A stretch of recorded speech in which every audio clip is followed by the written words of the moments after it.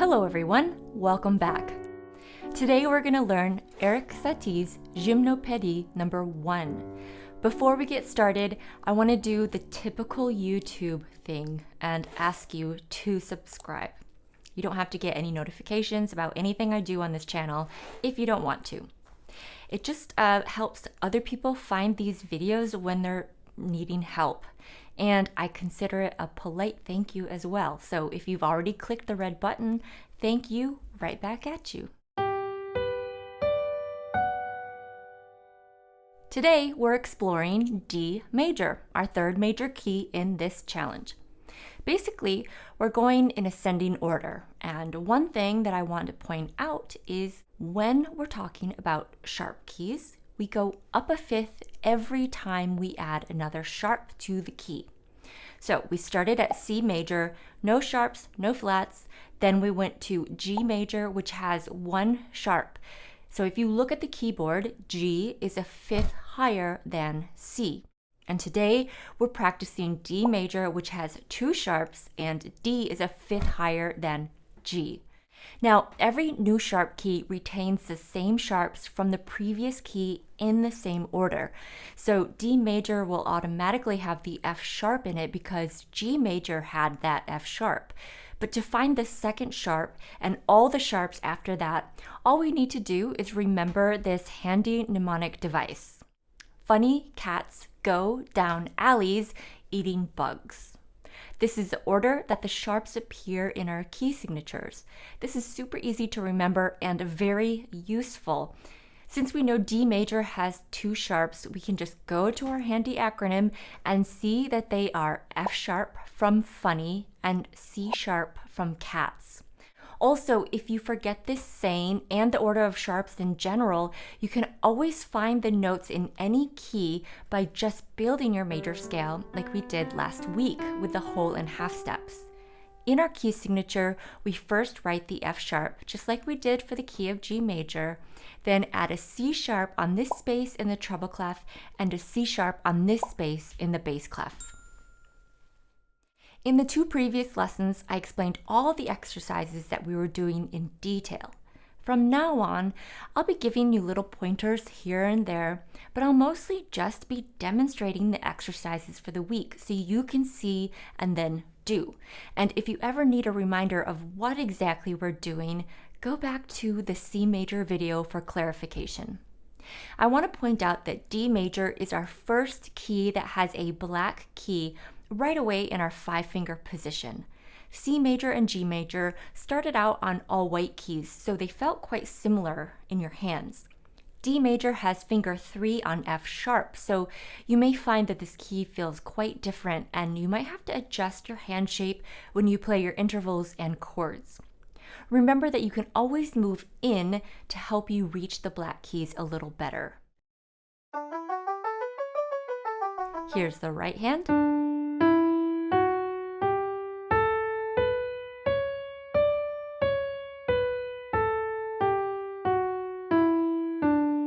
Here's the left hand.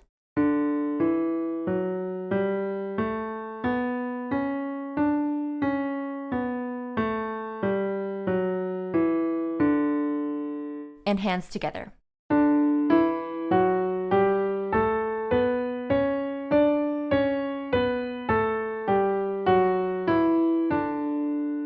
When you're playing any scale, your fingers should feel like they're walking up and down the keyboard and they're being led by your arms.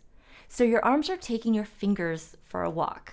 Your arms aren't too heavy, they're feeling light, and they kind of remind me of those video game characters when you scroll through the main menu and you're picking your character and you want to see their abilities. They're never just standing there, right? They kind of have a floating movement. I don't know. I don't really play games, but I think that's true. It's the same thing with your arms. They're rarely perfectly still. They always have little micro movements going on, or sometimes large movements. D major scale is in the group 1 category, so it's the same fingering as C major and G major. Right hand.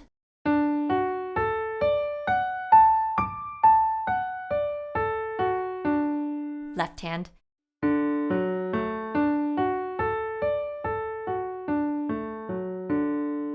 hands together.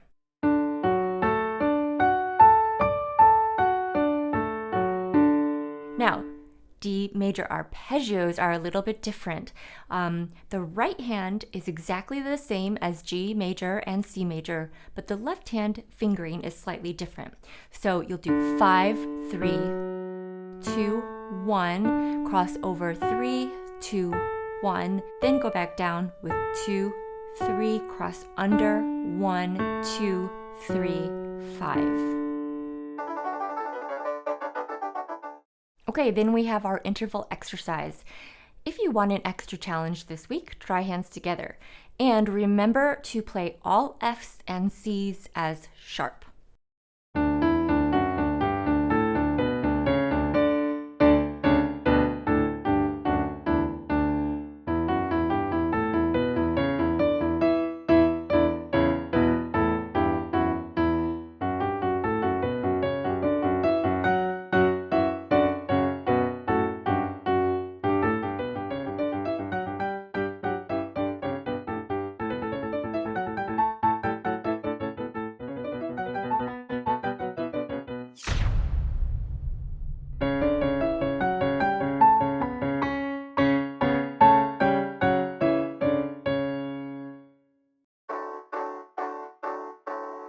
And finally, our chord inversions on the 1, 4, and 5 chords. So let's look at the D major scale again so we can identify our 1st, 4th, and 5th scale degree. These are the chords that we'll be inverting.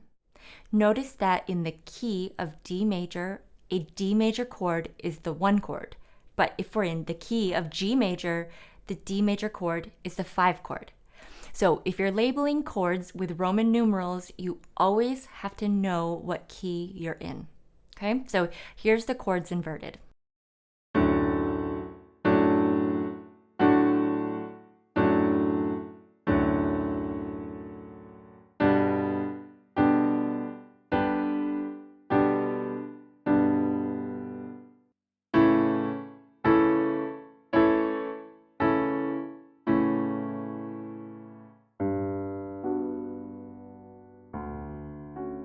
All right, let's learn part of this beautiful piece together.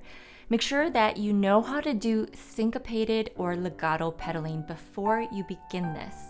This piece absolutely needs the pedal, and it will not be the same without it. The key signature here tells us that we're in the key of D major.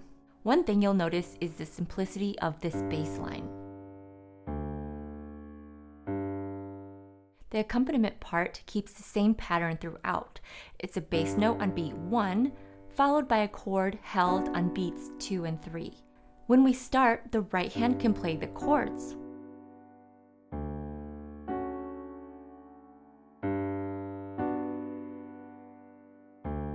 But when the melody comes in here, the left hand will have to play both the bass line and the chords.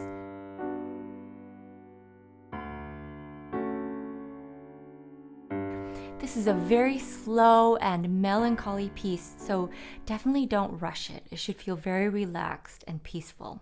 Check out this part right here.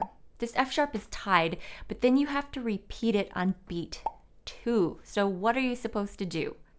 What I do is play the F sharp again on the chord, and then when you get to the next measure, pedal, lift the pedal, and put it back down. But when you do that, you're going to lift the bottom 2 notes of the chord while you keep that F sharp held.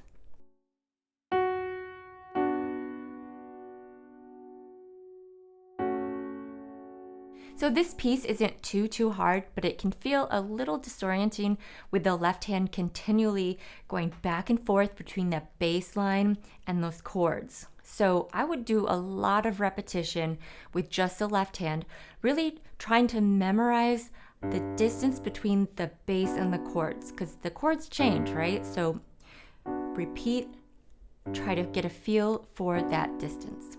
And lastly, notice the first and second endings. You'll repeat back to the beginning here, then once you get to this spot, skip to the second ending. If the Satie piece seems too difficult or maybe too easy, check out these other options.